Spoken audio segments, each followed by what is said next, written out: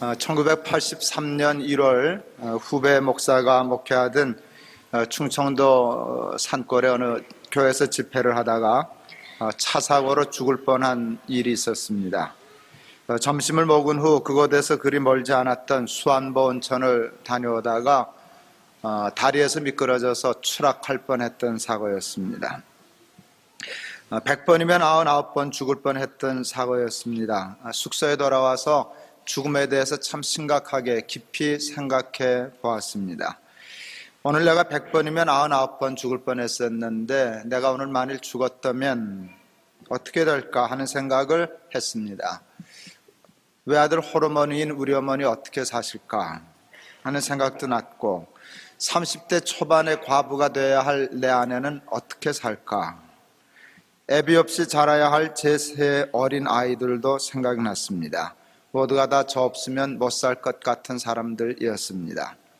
그때 하나님이 생각으로 말을 걸어오셨습니다. 내가 죽어야 문제지 너 죽는데 뭐가 문제냐 그러셨습니다. 물론 자식이 죽으면 참 힘들겠지만 믿음은 그것을 뛰어넘는단다. 자식 앞선 부모들이 있는데 참 힘들지만 가슴에 묻지만 부활의 소망은 그것을 뛰어넘어 이기게 한단다. 제가 이해가 됐습니다.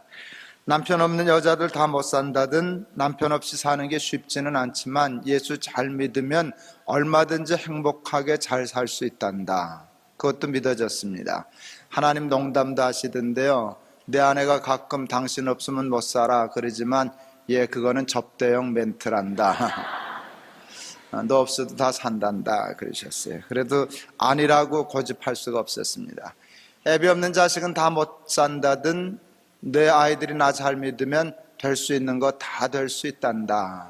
그때 제가 정말 마음으로 믿어졌습니다. 그때 로마서 1장 17절이 완벽하게 주석이 되었습니다. 오직 의인은 남편으로 말미암아 그런 거 없던데요.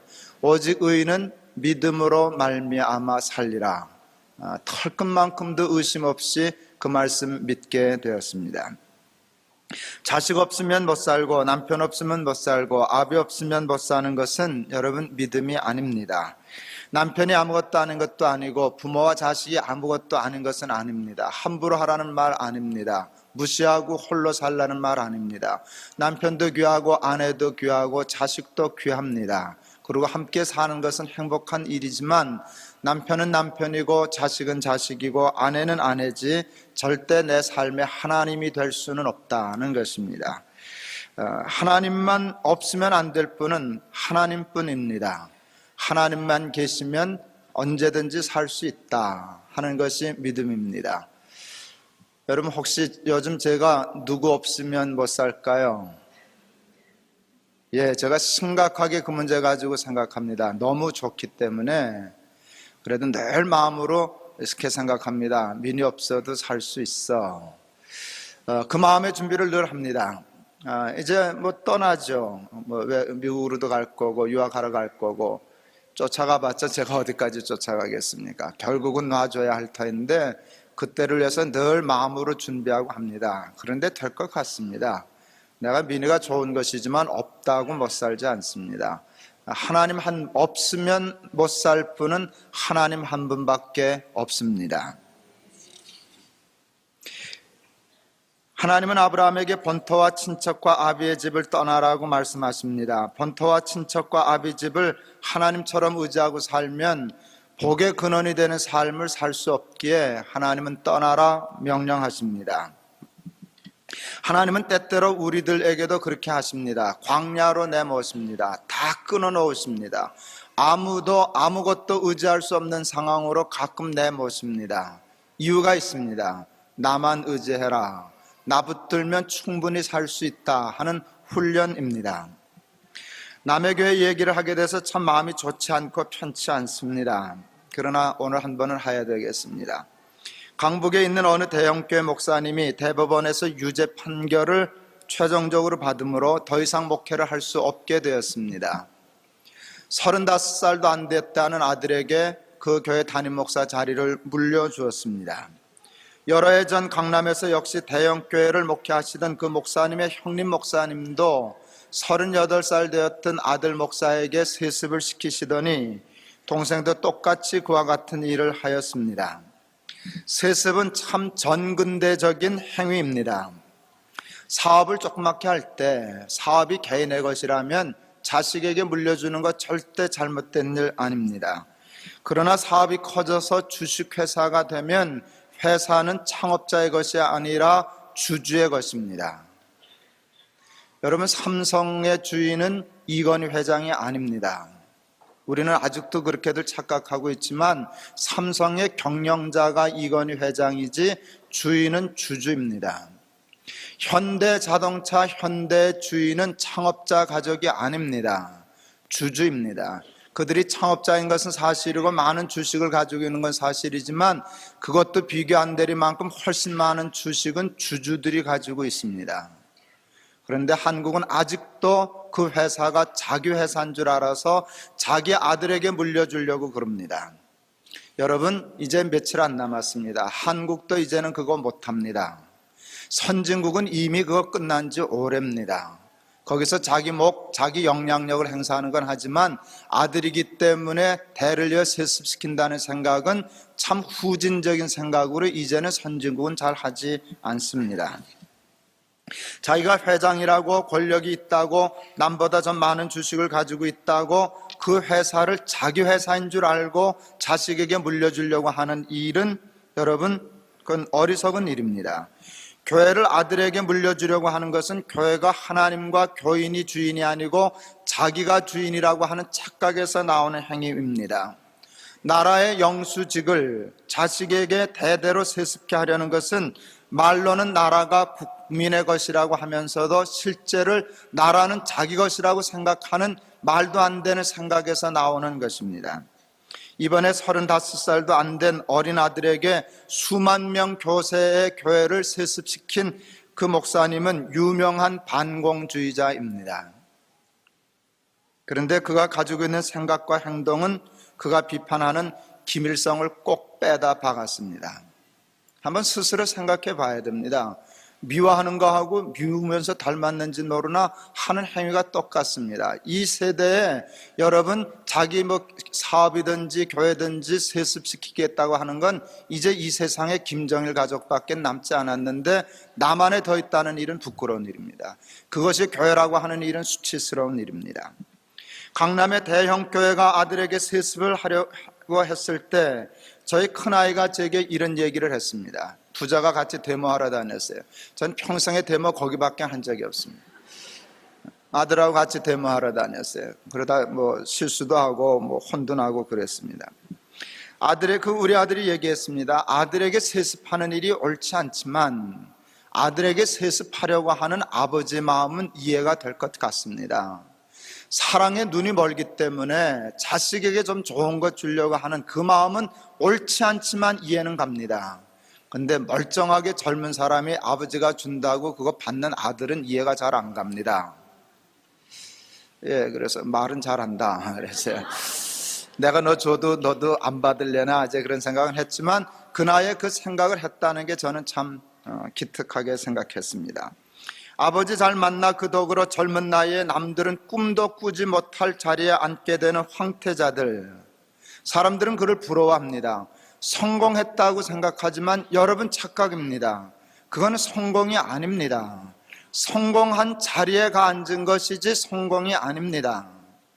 성공이 아니기 때문에 여러분 아세요? 매우 소중한 걸 잃어버립니다. 그렇게 성공한 자리에 무임승차하게 되면 여러분 땀 흘려 성실하게 이뤄내서 성공하는 그 기쁨과 보람을 절대로 맛볼 수 없습니다. 그러니까 자리에 앉아 있는 것이지 성공한 게 아닙니다. 성공한 것이 아니라는 증거는 그에게 성공의 보람이 없습니다. 여러분, 성공의 매력은 보람에 있습니다. 기쁨에 있습니다. 근데 무임승차해서 손가락질 받는 자리에 있어서 그 기쁨과 보람은 느낄 수 없습니다. 공정한 경쟁을 통했다면 그는 그 교회 담임 목사가 절대로란 말을 쓰기는 어렵지만 거의 절대로 되기 어렵습니다. 때문에 그는 남의 자리와 남의 기회를 빼앗은 것입니다. 도적질한 사람이 되는 것입니다. 어떤 한 사람의 자리와 기회만 박탈한 것이 아니라 모든 목회자들, 신학생들의 기회와 소망을 도적질한 것입니다. 자꾸 이런 일들이 일어나게 되면 그와 같이 큰 교회 목사를 아버지로 둔 사람 외에는 성실하게 열심히 목회해서 어느 성공적인 위치에 가겠다는 의욕이 상실됩니다. 해봐야 소용없어. 아버지 잘 만난 사람들이 35살에도 깔고 앉고 36살에도 깔고 앉는데 뭐 죽도록 할 필요 있나? 적당히 눈치 보다 가는 거지. 옳지 않은 생각이지만 그런 일 얼마든지 일어날 수 있습니다. 사람에게 절망을 주게 하여 정당한 노력과 도전을 포기하게 하는 것은 세상에서 하지 말아야 할 가장 중요한 일 중에 하나가 될 것입니다. 큰 대형교회 담임 목사 자리에 눈이 어두워 자기에게 옳은 일인지 맞는 일인지도 분별하지 않고 자리에 덥석 앉아버린 그 황태자들이 꼭 읽고 교훈을 얻었어야 할 말씀은 오늘 창세기 12장 1절에서 4절의 말씀입니다. 하나님은 그들을 사랑하시기 때문에 틀림없이 그들에게도 본토 친척 아비 집을 떠나라 라고 말씀하셨을 것입니다. 너 그 자리가 좋아 보여도 떠나야 해. 거기 머무르면 너는 성공한 자리에 있는 것뿐이지 성공한 것이 아니야. 너는 나 믿고 나 의지하고 아버지 떠나서 열심히 노력하면 너 아버지보다 더 훌륭한 자리에 앉을 수 있어. 틀림없이 하나님이 그들에게 말씀하셨을 겁니다. 여러분, 그분들이 목사님들이기 때문에 창세기 12장 1절 4절 다 합니다. 틀림없이 하고 똑같이 설교했을 것입니다. 다만 자기가 실천하지 못했을 뿐입니다. 그런데 여러분, 우리도 다 마찬가지입니다. 그러는 주여 주여 외치지만 실제로는 하나님을 믿지도 의지하지도 않습니다. 사람을 더 믿습니다. 돈을 더 의지합니다. 권력을 더 신뢰합니다. 실제로는 그것으로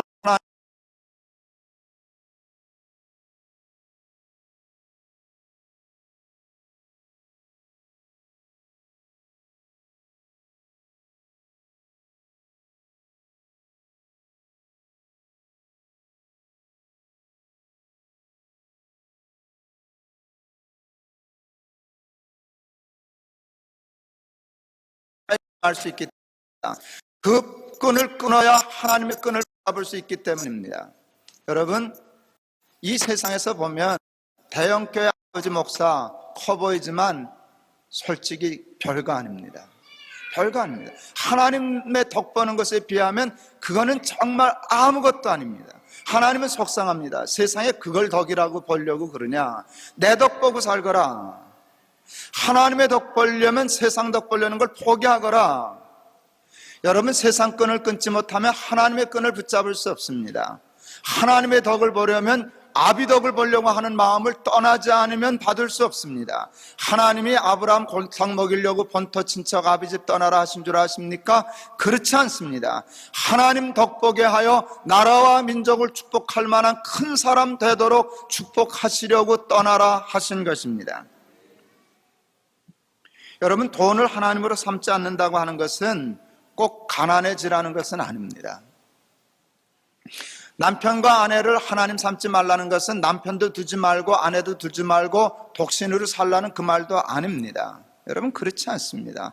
남편은 남편이고 아내는 아내입니다. 하나님이 아닙니다. 그러면 부부관계가 훨씬 더 좋아집니다.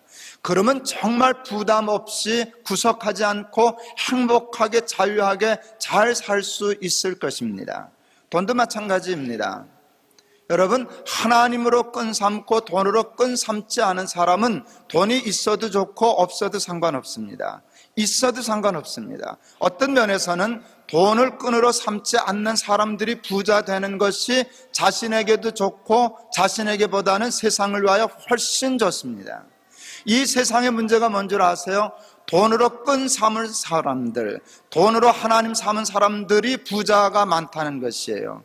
하나님으로 끈 삼고 돈으로 끈 삼지 않은 사람들 중에 여러분, 쓸데없이 돈을 우습게 여겨서 가난한 사람들이 많다는 거예요.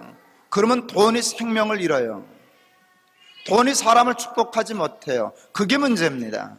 여러분, 돈을 떠나라 하면 돈을 버리고 정죄하라는 것이 아닙니다.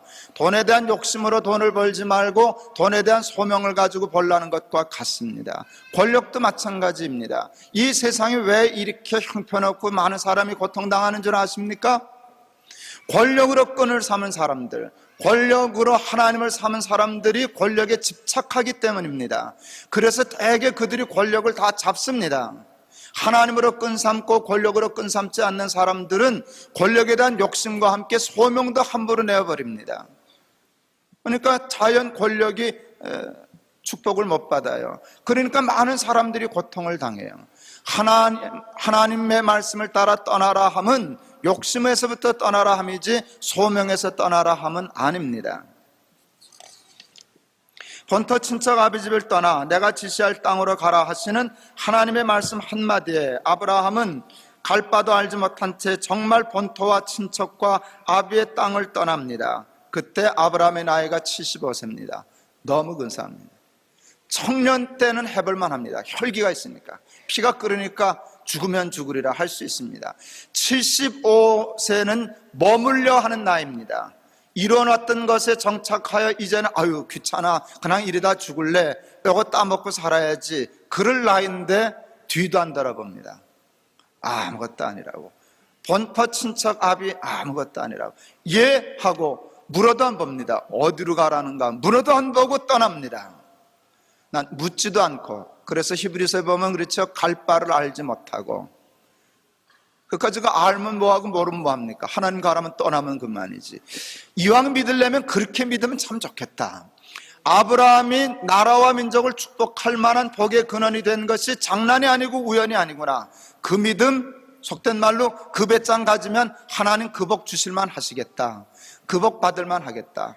아브라함은 여러분 본토의 축복을 받은 사람이 아닙니다. 아비의 덕을 입은 사람이 아닙니다. 친척 덕 본 사람이 아닙니다. 여러분, 아브라함은 천지를 창조하신 전능하신 하나님의 덕을 본 사람입니다. 저는 아브라함의 복을 받고 싶습니다. 제가 여러 번 얘기했지만 동안교회 떠나서 순회교회 올 때 교인들이 오해해서 큰 물주 잡았다고, 그래서 동안교회 버린다고, 여기 우리 이사장 가족이 돈이 있는 부자인 줄 알고 내가 그 덕 보고 가는 줄 알고 큰 물주 잡았다고, 또 그리고 100억 받았다고, 조금 있더니 300억이라고 올라가고 그랬으면, 제가 쓴 글 중엔 최고의 명문입니다. 전 제 스스로 그렇게 착각합니다. 제목 큰 물주와 조물주. 아직도 동안교회 자유 게시판에 그 제목의 글이 있습니다. 내가 큰 물주를 잡아서 여러분 배신했다는 말이 있는데 배신은 모르나 큰 물주 잡은 건 사실입니다. 100억 받았다는 소문이 있는데 훨씬 더 보장받았습니다. 그런데 그 물주는 내가 이번에 처음 붙잡은 물주가 아니라 처음부터 꽉 잡고 있던 물주입니다. 여러분, 그러나 그 물주의 이름은 큰 물주가 아니라 조물주입니다. 끝. 말은 참 잘해요. 말이면 아무 소용없어요. 근데 그게 믿음이라면 여러분 그건 무서운 겁니다. 여러분, 저는 큰 물주에 인생 걸 마음 없어요. 그 물주는 그래봐야 사람입니다. 사람에게 내 인생 걸고 내가 무슨 복의 근원이 되겠습니까? 내가 믿는 건 물주가 아닙니다. 내가 믿는 분은 하나님 한 분뿐입니다. 하나님 덕 보려면 그 물주의 덕 보면 안 됩니다. 함께 사역은 할 수 있겠지만 거기 쫓아가면 뭐 인생 필 것처럼 그렇게 마음먹는 순간 내 인생은 종치는 것입니다.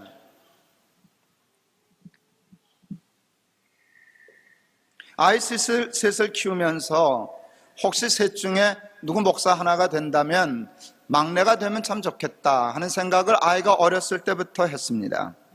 여러분 혹 아시다시피 저는 목사만 주의 종 성직자라는 생각을 전혀 하지 않는 사람입니다. 그냥 목사를 직업 중에 하나로 보는 사람이고 그 대신 직업을 모두 다 밥 벌어먹는 싹군으로 생각하지 않고 성직으로 생각하는 사람입니다.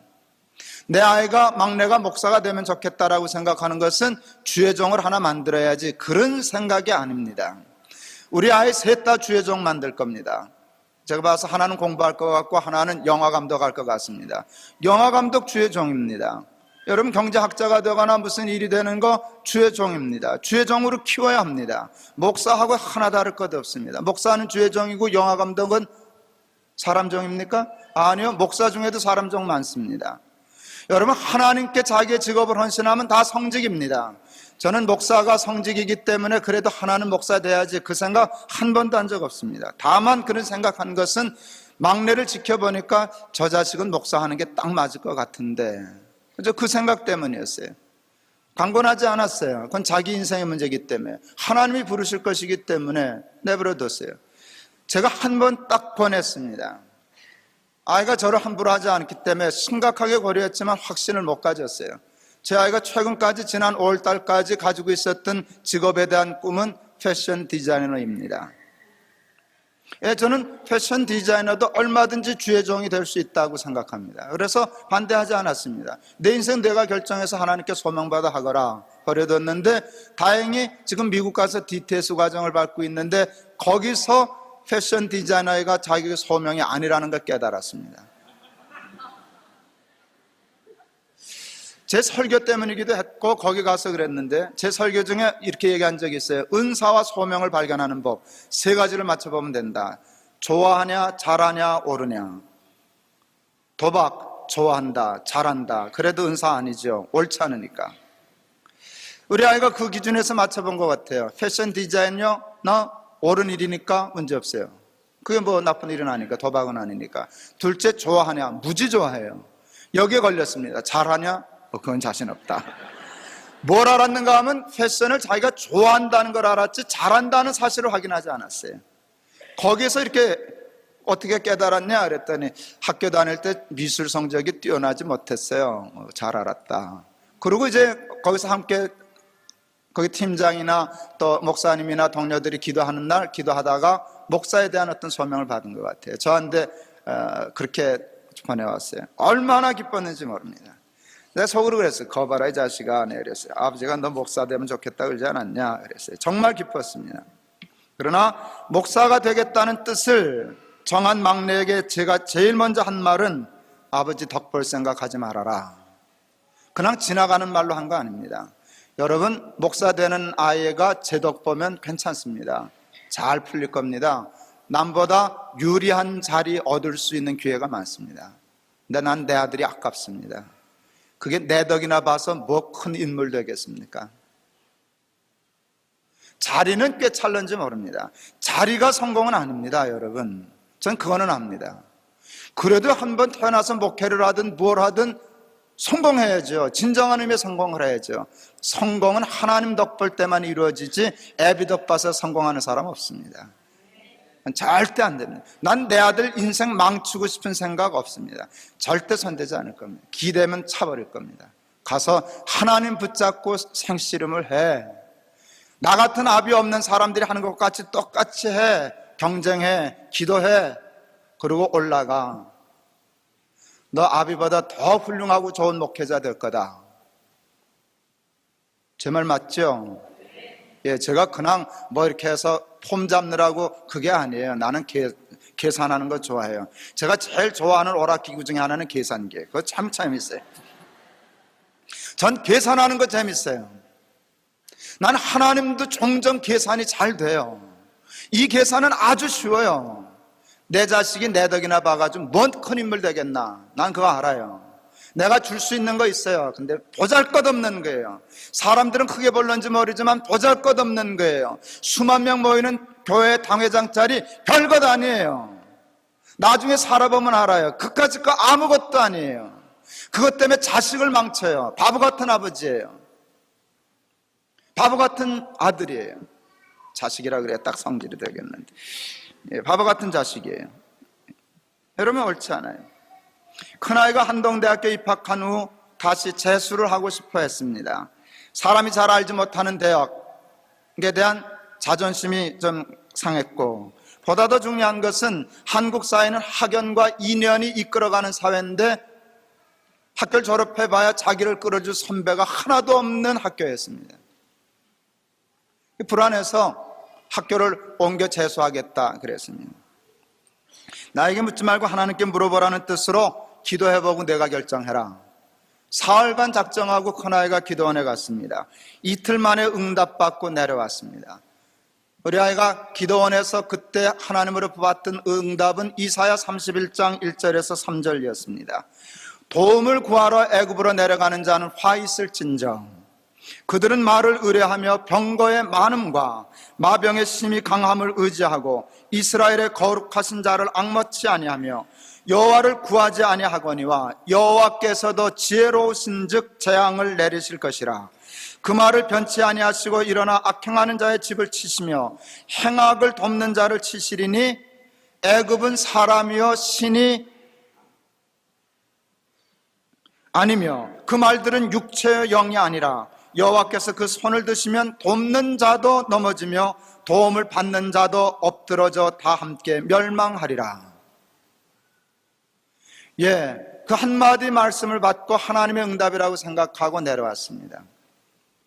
여러분, 좋은 대학 가는 일이 애굽은 아니지만 좋은 대학을 가려고 했던 큰아이의 마음은 도움을 구하러 애굽으로 내려가는 마음이었습니다. 너 학교나 믿고 살면 못 쓴다. 너 나 무시하는 거다. 그렇게 듣고 돌아서서 갔습니다. 저는 그게 학연이라고 하는, 인연이라고 하는 그 본토 친척 아비 집을 떠나 하나님이 지시할 땅, 남들이 알지도 못하는 지방 삼류대학으로 하는 그 땅으로 내려간 내 큰아들의 마음이라고 생각했습니다. 그때 제가 애비로서 참 근사한 말 했지 싶습니다. 애비는 내가 학교 덕이나 보면서 사는 사람 되기를 원치 않는다. 학교가 내 덕 봤으면 좋겠다.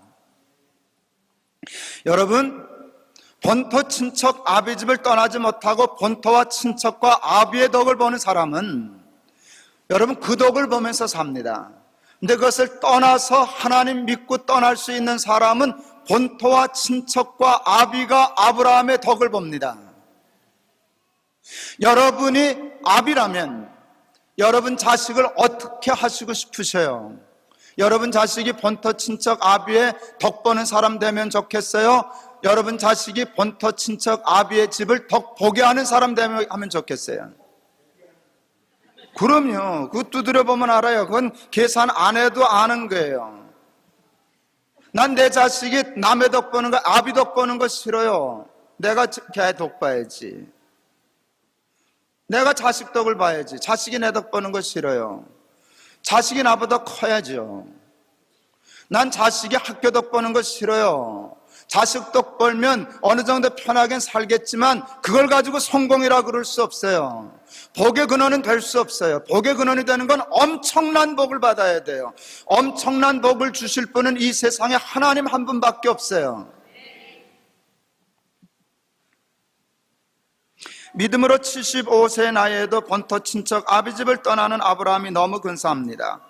믿음은 사람을 참 근사하게 합니다. 믿음은 사람을 성령으로 거듭나게 하는데 거듭남의 모델이 하나님이시기 때문에 믿음은 사람과 그 삶을 훌륭하게 근사하게 만드는 것입니다. 아브라함과 같은 믿음으로 근사한 삶을 사시는 저와 여러분들이 다 되실 수 있기를 바랍니다. 성공하고 승리하고 복을 받아 그 복을 모든 나라와 민족에게 나누어 주며 살아가는 저와 여러분들이 다 되실 수 있기를 바랍니다. 기도하시겠습니다.